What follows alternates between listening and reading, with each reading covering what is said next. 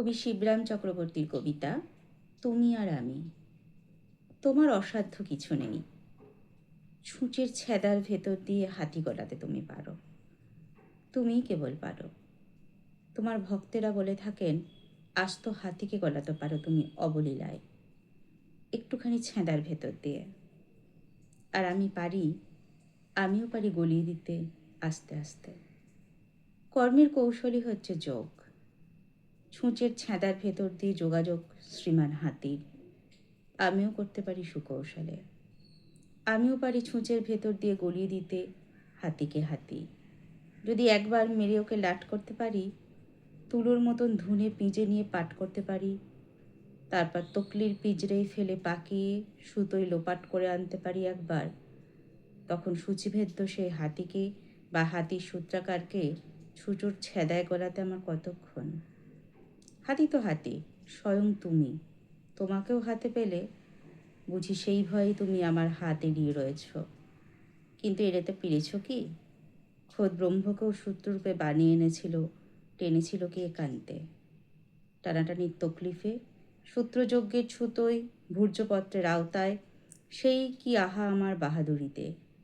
তোমার প্রথম সূত্রপাত নয়, তোমার সেই শ্লোকান্তর লাভ। ব্রহ্মপুত্র কার রচনা? ব্রহ্মসূত্র কার রচনা? কশ্যখোৎকারী আমি তো। শুনলেন তুমি আর আমি, শিবরাম চক্রবর্তীর কবিতা তুমি আর আমি। কবিতা পাঠে আমি মৌমিতা পাল। আরেকটি কবিতা অরণ্যে রোদন। অরণ্য রোদন। কোথায় মোদের মিলন যে হবে, চাও যদি তুমি জানতেই, এরপরে কবে মিলব। নয়কো লেকের নয় শহরের নির্জন কোনো প্রান্তেই, ফের পরে যবে মিলব। কোথায় মিলব? ধরো যদি মিলি হাওড়া ব্রিজের মাঝটায়, ঘন জনতার স্রোতে, কিংবা যেখানে হাজার হাজার মিনিটে মিনিটে আসে যায় হাওড়া শেয়ালদাতে।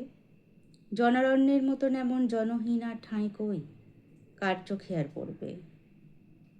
হাজার মুখের ঢেউয়ের উপরে ভাসবে ও মুখপদ্ম, শুধু মোর চোখ ভরবে। হাজার মুখের মুখর ঢেউয়ের ওপরে দুলবে ওই মুখ, আর তার দোড়া লেগে হায়। হাজার মনের গহন স্রোতের তলায় দুলবে এই বুক, কোন তরঙ্গ দোলনায়। তুমি কি জানো যে এই লোকালয় এমনিই হয় জনবিরল? তুমি কাছে এসে দাঁড়ালে, এত ট্রামবাস, ঊর্ধ্বশ্বাস, খড়গড় আর কোলাহল কোথায় পালায় আড়ালে। জনারণ্যের মতন বলো না এমন কি আর নির্জন, কার চোখ আর টানব। কানে কানে কথা বলার ছলায় করো যদি ভুলে চুম্বন, তুমি আর আমি জানব। শুনেন শিবরাম চক্রবর্তীর কবিতা অরণ্য রোদন। দুটি কবিতা পাঠ করলাম আমি মৌমিতা পাল। নমস্কার।